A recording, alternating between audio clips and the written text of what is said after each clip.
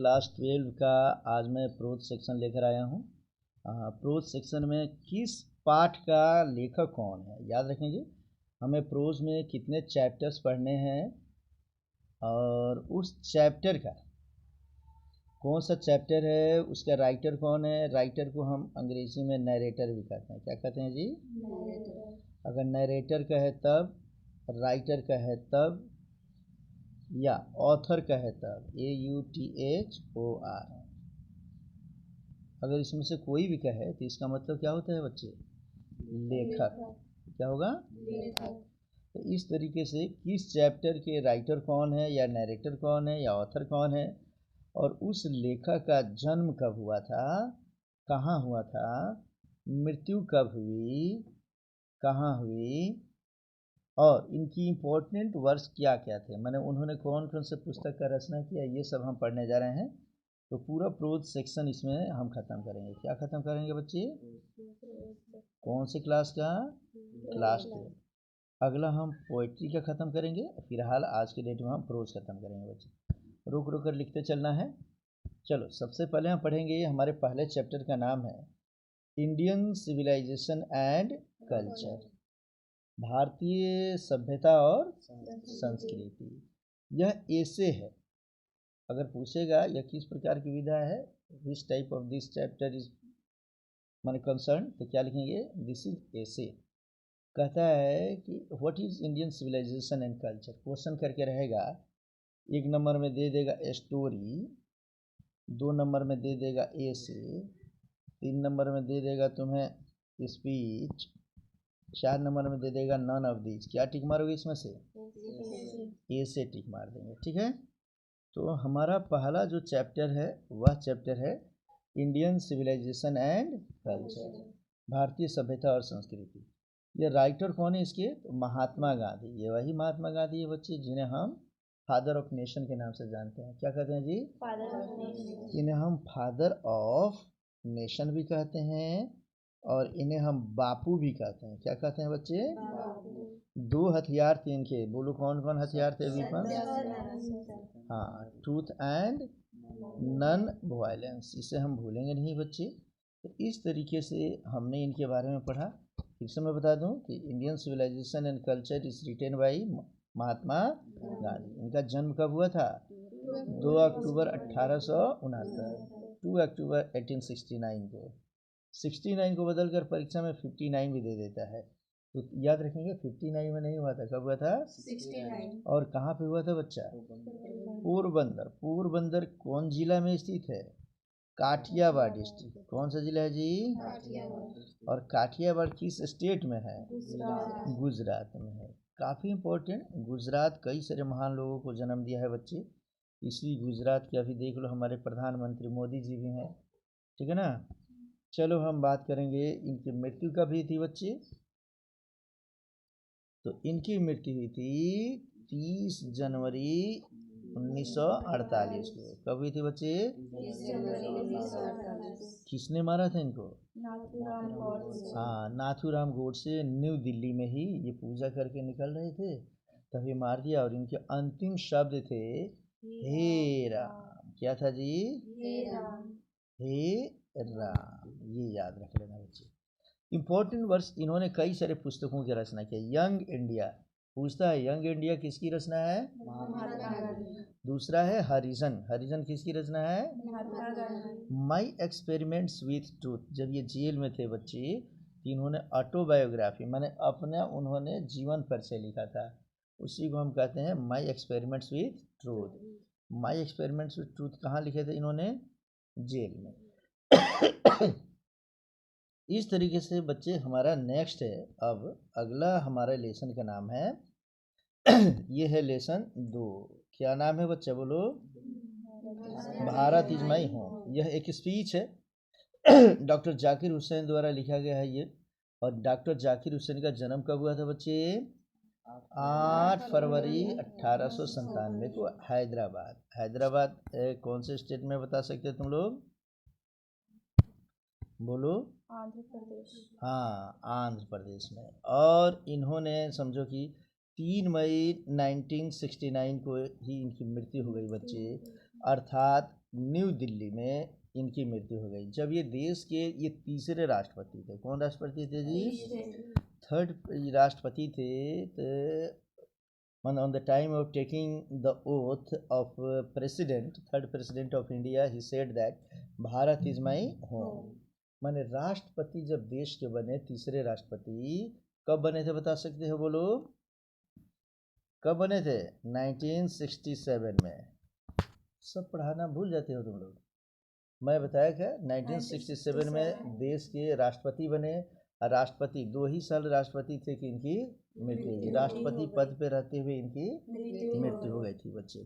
तो इस तरीके से उसी समय इन्होंने कहा था, पहला स्पीच का उनका स्टेटमेंट था कि भारत माई होम। उन्होंने कहा था कि all Indians are my family and if you want to develop the country then you have to develop first of all your self.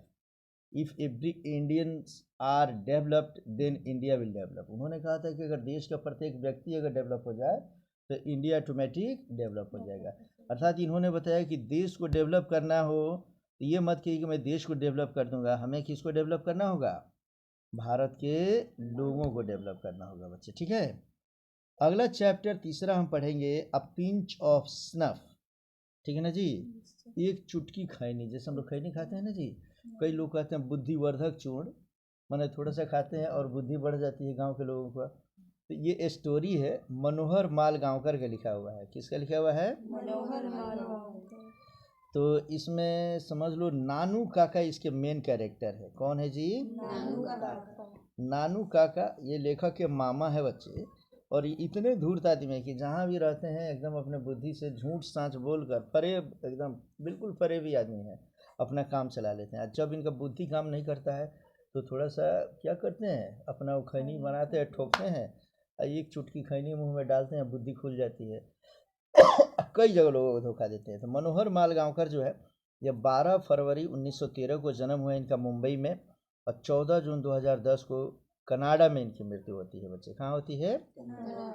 इन्होंने कई सारी पुस्तकें लिखी। पहली पुस्तक का नाम डिस्टेंट ड्रम, दूसरा है द प्रिंसेस, तीसरा है a band in the gangs, चौथा है बॉम्बे बीवेयर। इस तरीके से इनकी ये चार जो इतने पुस्तक का नाम मैं लिखा हूँ, इसे याद रख लेना बच्चे। पूछेगा नानू काका कैरेक्टर किस पार्ट से लिया गया है, क्या बोलेंगे? Pinch of snuff. समझ में आ गया बच्चे? इनके बारे में हम पढ़ेंगे कि नानू काका कौन कौन सा धूर्तता से काम करते हैं, ये सब हम आगे पढ़ने वाले हैं बच्चे।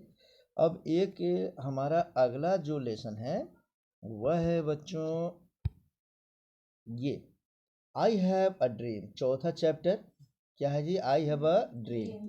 यह स्पीच है मार्टिन लूथर किंग के द्वारा। मार्टिन लूथर किंग जूनियर जो है वो एक स्पीच देते हैं। समझो कि यह अमेरिका के रहने वाले व्यक्ति है। उनका एक speech, I have a dream, मेरा एक सपना है। क्या सपना है? तो ये अपने इस सपने में बताते हैं कि I have a dream that I want to unite all the Americans together. सब अमेरिका वालों के ये एक सूत्र में पिरोना चाहते हैं। जैसे बच्चे जिस प्रकार इंडिया में जाति प्रथा है, हिंदू मुस्लिम सिख ईसाई, हिंदुओं में भी समझो कि ये हरिजन है, ये राजपूत है, ये ब्राह्मण है, ये कायस्थ है, ये कुर्मी है, कोई ऐसा करता रहता है ना जी। जैसे हमारे यहाँ की कमियां हैं, उसी तरीके से अमेरिका की ये कमी है कि वहाँ गोरे, कौन कौन? And black, white and black, गोरे और कालों के बीच वहाँ भेदभाव बना रहता है। तो मार्टिन लूथर किंग कहते हैं कि I have a dream that the white and black should be together. क्या कहते हैं कि एक ऐसा दिन आता कि ये गोरे और काले जो है सब लोग एक साथ मिलकर रहते तो हमारा देश काफ़ी आगे बढ़ते। इसी सपने को इन्होंने लिखा है बच्चे। इन मार्टिन लूथर किंग जूनियर का जन्म होता है 15 जनवरी 1929 में। ये जॉर्जिया में इनका जन्म होता है, माने America, United states of America में। और 4 अप्रैल 1963 ईस्वी को उसी यूनाइटेड स्टेट्स में इनकी मृत्यु हो जाती है बच्चे। इन्होंने कई सारे पुस्तक लिखे, याद रख लेना, कई सारी पुस्तकें, काफ़ी अमेरिका के फेमस राइटर में आते हैं, याद रखना। स्ट्रेंथ टू लव, पहला पुस्तक कौन सा है बोलो? Strength to love.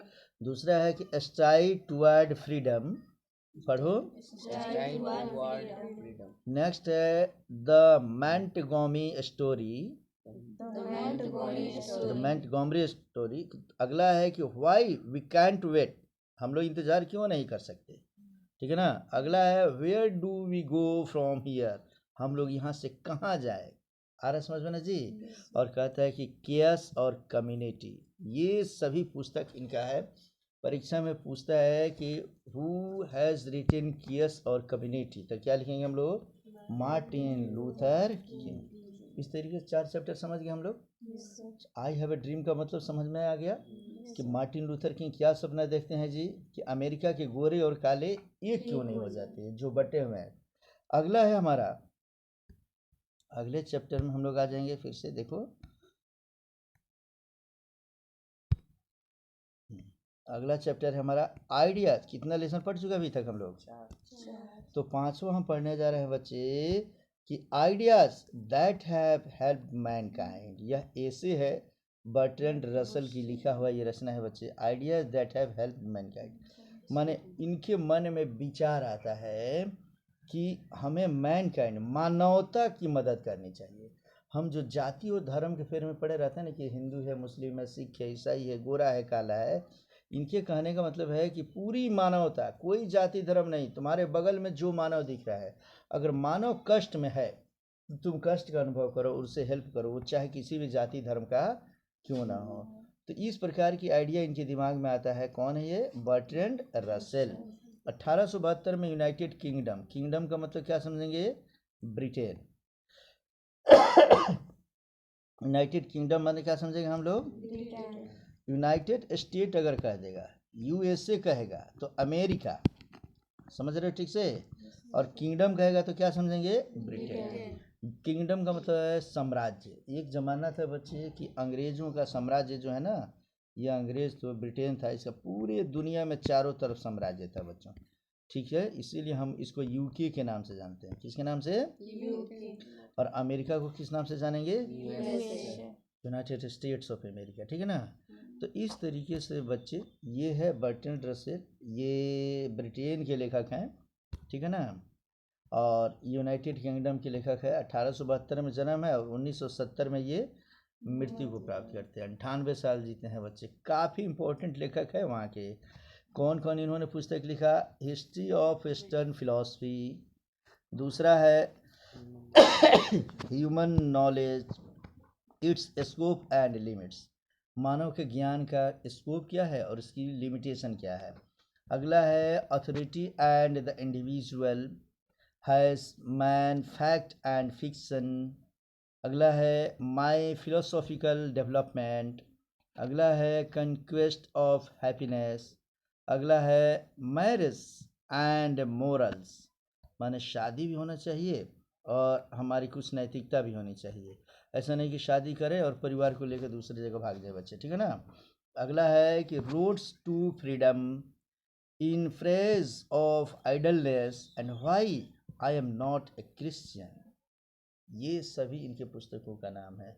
याद रखेंगे, यूनाइटेड किंगडम में ये बर्ट्रैंड रसेल को हमने पढ़ा, और इन्हीं के साथ शेक्सपियर यहीं के लेखक है, ब्रिटेन के ही बच्चे।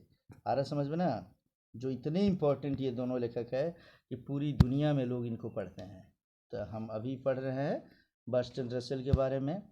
अगला लेसन कौन सा लेसन है बोलो, 6, छठा है ना कि 7वां है, 6 है। द आर्टिस्ट, यह स्टोरी है सीगा नोया के द्वारा लिखा हुआ है। आ रहा समझ में ना, किसके द्वारा लिखा गया, ये जापान की स्टोरी है बच्चे। 20 फरवरी 1883 ईस्वी में इनका जन्म होता है जापान में, और 21 अक्टूबर 1971 ईस्वी को सीगा नोया का डेथ हो जाता है बच्चे।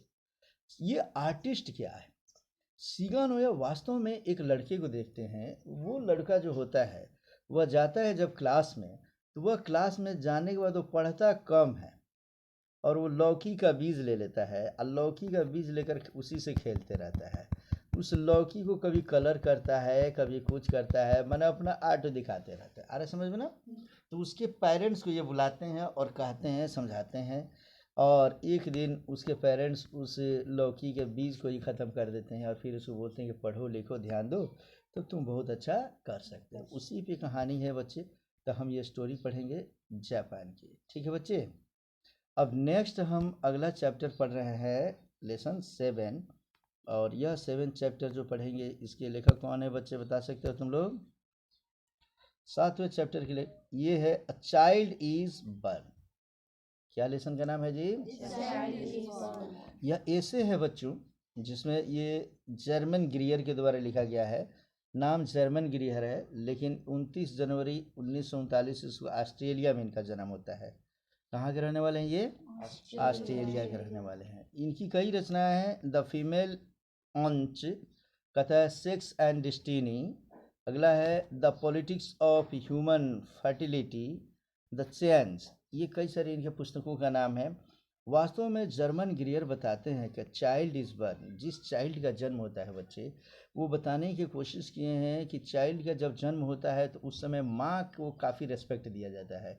मुख्य तौर पे कहाँ, ये हमारे भारत के बारे में भी बताते हैं और बोलते हैं कि जब चाइल्ड का जन्म होता है तो सीखना हो तो भारत में सीखो, कि अगर माँ जब किसी बच्चे को जन्म देने जाती है तो ये सब लोग उसका काफ़ी रिस्पेक्ट करते हैं। इंडिया के लोग उनका काफ़ी क्या करते हैं जी? रिस्पेक्ट करते हैं। इतना रिस्पेक्ट करते हैं कि वो माँ क्या खाएगी, क्या पिएगी, ईटिंग क्या करेगी, कैसे आराम करेगी, और यहाँ तक कि बच्चे के जन्म के पहले उसकी माने उस औरत के ससुर मायके के लोग, कहाँ के लोग, अपने घर भी बुला लेते हैं कि उसको कोई परेशानी न हो। जबकि यहीं पे अगर अब वेस्टर्न कल्चर में अगर हम चले जाते हैं तो वेस्टर्न कल्चर में अगर कोई औरत अगर बच्चे को जन्म देने वाली होती है तो उसे खुद ही उसका जो हस्बैंड होता है इतना पैसा कमाता है, वो बोलता है कि अरे baby hospital you have to go to doctor and take the medicine on proper time. अंग्रेजी बोलता है, बढ़िया बढ़िया बातें बताता है, और अपनी पत्नी के पास उसको सेवा करने का मौका नहीं मिलता है। पत्नी को बोलती है डॉक्टर के पास चली जाना, अपना ट्रीटमेंट करा लेना और केयर रखना, बेबी बेबी बेबी कहता है केवल, लेकिन बेबी का ख्याल नहीं रखता। और हमारे इंडिया में क्या होता है बच्चे, जैसे ही हम लोग सुनते हैं कि हमारी मान लो कि बहन है या हमारी चाची है, हमारी भाभी है, कोई भी अगर प्रेग्नेंट हो जाती है तो हम लोग उसको काफ़ी सम्मान देते हैं कि वो क्या खाएगी, क्या पिएगी, कैसे रहेगी, किस तरीके से उसको रखा जाए कि उसको कोई परेशानी न हो। ये सब बताते हैं इसमें से कौन, जर्मन ग्रीयर। चाइल्ड इज बर्न समझ में आ गया? क्या पढ़ेंगे हम लोग इसमें? अगला लेसन जो हम पढ़ने जा रहे हैं वह लेसन है हमारा बच्चे लेसन 8। कहते हैं how free is the press. यह एक ऐसे है जो समझे कि डोरोथी एल सेयर्स के द्वारा लिखा गया है। इसमें से याद रखेंगे how free is the press. England के लेखक है। 13 जून 1893 को जन्म होता है और 17 दिसंबर 1957 को इनकी मृत्यु हो जाती है। United kingdom. यूनाइटेड किंगडम का मतलब क्या समझेंगे? ब्रिटेन या इंग्लैंड। ये इंग्लैंड का है, ब्रिटेन का है, यूनाइटेड किंगडम का है, ये एक ही देश है बच्चे। आ रहा समझ में ना? इन्होंने कई पुस्तकें लिखी है, जिसका पुस्तक एक नाम है क्लाउड्स ऑफ विटनेस, अगले पुस्तक का नाम है इसमें अननेचुरल डेथ, अगला है Lord Peter views the body, next है 9 टेलर्स, और अगला है गॉडी नाइट। ये सभी इनके पुस्तकों का नाम है। अब how free is the press के बारे में लिखते हैं कि if you are living in any country then what do you think how free is press. जिस देश में तुम रहते हो उस देश में प्रेस कितना माने स्वतंत्र है, आज़ाद है, इसके बारे में बताता है। जैसे देख लो बच्चे, हम लोग इंडिया में रहते हैं, ये इंग्लैंड की बातें बताते हैं कि कई सारे देश के लोग ऐसे हैं, इंग्लैंड में भी प्राय क्या है कि प्रेस को कंट्रोल कर लिया जाता है। प्रेस को क्या कर देते हैं जी? मान लो कि हमारे यहाँ नीतीश सरकार है या मान लो हमारे यहाँ मोदी सरकार है, तो सरकारें कभी कभी क्या करती है कि प्रेस वाले को कंट्रोल कर देंगे, खबरदार मेरे खिलाफ तुम्हें कुछ भी लिखना नहीं है। तो प्रेस हमेशा अच्छी अच्छी चीज़ें लिखता है, हमेशा गुड थिंग्स जो होगा वो लिख देगा, अब बैड थिंग्स को नहीं लिखेगा बच्चे। तो ये गलत है। ये बताते हैं कौन? डोरोथी एल शेयर्स कि how free is the press, कि आज का जो प्रेस है कितना आज़ाद है, हमें उसे आज़ाद रखना चाहिए। ये समाज का चौथा स्तंभ होता है बच्चे, और ये अगर आज़ाद नहीं हुआ तो हम किसी देश का डेवलपमेंट कैसे हो रहा है ये ठीक से जान नहीं पाएंगे। ठीक है बच्चे, आ जाओ। अब हम पढ़ेंगे लेसन 9। कौन सा एक्सरसाइज जी? दी अर्थ। क्या पढ़ने जा रहे हैं? ये स्टोरी है बच्चे H.E. बेट्स की रचना है। ये 16 मई 1905 ईस्वी को इंग्लैंड में जन्म होता है इनका, और ये 29 जनवरी 1974 ईस्वी को इंग्लैंड में इनका डेट होता जाता है। इन्होंने कई सारी पुस्तकें लिखी है। Fair stood the wind for France, अगला लिखा है द पर्पल प्लेन, अगला है द जकरेंडा ट्री, अगला है द स्कैरियट स्वर्ड, स्वर्ड हो गया तलवार हो गया, और अगला घर इसमें से कि the darling birds of my में, ऐसा करके उन्होंने लिख दिया बच्चे। तो दी अर्थ क्या है, एक स्टोरी है। क्या है जी? एक स्टोरी है जिसमें समझो कि इसमें बताते हैं कि किस तरीके से एक लड़का है और उस लड़की का दिमाग ठीक से काम नहीं करता है बच्चे, आ रहा है समझ में ना। तो उस समय उसका फादर क्या करता है, उसके फादर उसको ले जाते हैं डॉक्टर से, दिखाते हैं कि मेरा बेटा कैसे अच्छा होगा। तो वो बताते हैं कि इसको ऐसा करो कि इसको मुर्गी का पोल्ट्री फार्म खोल दो। अपने बच्चे के लिए वो लाकर आकर वो समझ लो बच्चे मुर्गी का पोल्ट्री फार्म खोलते हैं। और वह लड़का समझो कि जब कामयाब हो जाता है, काफ़ी पैसे कमाने लगता है, तो फादर सोचते हैं कि मैं अपने बेटे का शादी किसी अब अच्छी लड़की से कर दूं। लेकिन वह लड़का अब इतना चालाक हो गया है, वो कहता है कि नहीं पापा, मैं तो फ्लोरेंस से प्यार करता हूँ, मैं किसी दूसरे से प्यार करता हूँ। तो उसी से जाकर वो शादी करता है, और वह लड़की जब आती है बच्चे तो उसी के पिता को उसी के घर से निकाल देती है। और वह समझो कि उसके पिता इस पृथ्वी पर चारों तरफ भटकना शुरू कर देते हैं। ये कहानी है समझो कि इंग्लैंड के, समझो कि दी अर्थ का। समझ में आ गया बच्चे? तो ये इसके बारे में भी हम लोग पढ़ेंगे दी अर्थ में। अब अगला जो लेसन हम पढ़ने जा रहे हैं उस लेसन का नाम है लेसन 10, 10वां लेसन है ना जी। कहता है इंडिया थ्रू अ ट्रेवलर्स आई, माने जो ट्रेवलर्स आते हैं, यात्री आते हैं भारत में, उनके नज़र में भारत क्या है, ठीक है ना जी। यात्रियों की नज़र में पर्ल इस बक की रचना है जो 26 जून 1892 ईस्वी को, अमेरिका के ये लेखक हैं, जन्म लेते हैं ये, और 6 मार्च 1973 को अमेरिका में इनकी मृत्यु हो जाती है। द गॉड्स अर्थ इनकी रचना है। लिखता है who has written the god's earth, तो क्या लिखेंगे हम लोग? Pearl S Buck. बता सकते हो पर्ल एस बक कहाँ के लेखक है? अमेरिका के लेखक है। इंडिया थ्रू ट्रेवल्स आई, एक बार समझो कि ये जब ट्रेवल किए हैं पर्ल एस बक इंडिया का, तो वे देखते क्या है कि यात्रियों की नज़र में भारत क्या है। तो भारत को देखते हैं कि all Indians are very honest, काफ़ी ईमानदार भी हैं, और ये ऐसे हैं बच्चे कि अयम निजा वेत परो वेती गणनालघु चेत सामुदार चरितनाम पुष तु वसुदेव कुटुंबकम। ये बताते हैं कि भारत के लोग अतिथि को अपना देव समझते हैं, और पूरे संसार को खिलाने पिलाने के लिए अपना सर्वस्व क्या करते हैं? अर्पण कर देते हैं। हमारे गांव में भी देखते हो बच्चे, लोग कर्जा लेकर गांव वालों को खिलाएंगे। शादी भी आ जाएगा, भले पैसा नहीं है लेकिन कर्जा लेकर क्या करेंगे? गांव भर को बढ़िया से बढ़िया खिलाएंगे, अब बाद में कर्जा सधाते रहेंगे। ये सब बातें बताते हैं कौन? Pearl S Buck. तो दूसरे के नज़र में भारत का एक काफ़ी महान स्थान है बच्चे, कौन बताया? ये पर्ल एस बक। अब हम पढ़ेंगे अगला चैप्टर 11 है ना जी। हो सकता है नंबरिंग इसके गड़बड़ भी हो गया हो। अ मैरिज प्रपोजल, क्या है जी? A marriage proposal, one act play, यह एक नाटक है, एकांकी है बच्चे, ठीक है ना जी। एंटन चिको, इसके लेखक कौन है बोलो? एंटन चिको। 1860 ईस्वी में रसिया में इनका जन्म होता है बच्चे, और 1904 में मृत्यु हो जाती है। और इनकी रचना का नाम है अंकल वैन्या। अगली रचना है द थ्री सिस्टर्स, और एक रचना है द चेरी ऑर्चर्ड। आ रहा है समझ में ना? तो एंटन चिको जो है वो लिखते हैं अ मैरिज प्रपोजल। इसमें वो बताते हैं कि किस तरीके से एक लड़का है, ठीक है ना। तो एंटन चिको जो है वह लड़का समझो कि एक लड़की से प्रेम करता है ना। लोमो नाम है। और इस तरीके से इसमें जो है पूरा जब लेसन पढ़ाऊंगा तब उसमें बताऊंगा मैं तुम्हें। और उस लड़की से प्रेम करता है, लेकिन वह लड़की उससे प्रेम नहीं करती है। अब वह जो लड़का है, इस लड़के को उस लड़की का मानी इस लड़की का फादर अच्छी तरीके से जानते हैं कि ये लड़का बहुत अच्छा है। वो भी सोचते हैं कि मेरी बेटी की शादी इस लड़के से हो जाए। आ रहा है समझ में ना? तो लेकिन वो लड़की उससे शादी करना नहीं चाहती है। तो मैं यहाँ तक कि दोनों के कुत्ते भी आपस में झगड़ा करने लगते हैं बच्चे। और एक दिन ऐसा आता है कि उसके पिताजी एक नाटक करते हैं, अचानक बोलते हैं जैसे ही उस लड़की के घर वह लड़का आता है, उसके पिता देख लेते हैं कि दोनों आपस में झगड़ा करने लगे हैं, तो पिता कहते हैं हार्ट अटैक कर गया मुझे, और गिर जाते हैं। अब बच्ची एकदम दौड़ के आ जाते हैं कि पापा क्यों मरिए नहीं पापा, अभी तो बहुत ज़िंदा रहना है आपको। पापा कहते मेरे मरने के पहले कि मेरी इच्छा की पूर्ति कर दो जी। और वो लड़की बोलते बोलिए पिताजी क्या है इच्छा है, तो बोलते कि तुम इस लड़के से शादी कर लो।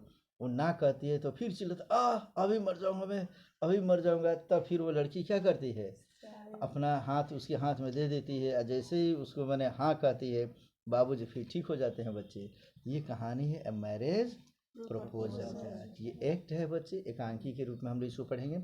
इस तरीके से 12 क्लास के सभी लेसन को हम लोग पढ़ चुके हैं, इसके समरी को भी पढ़ चुके हैं बच्चे।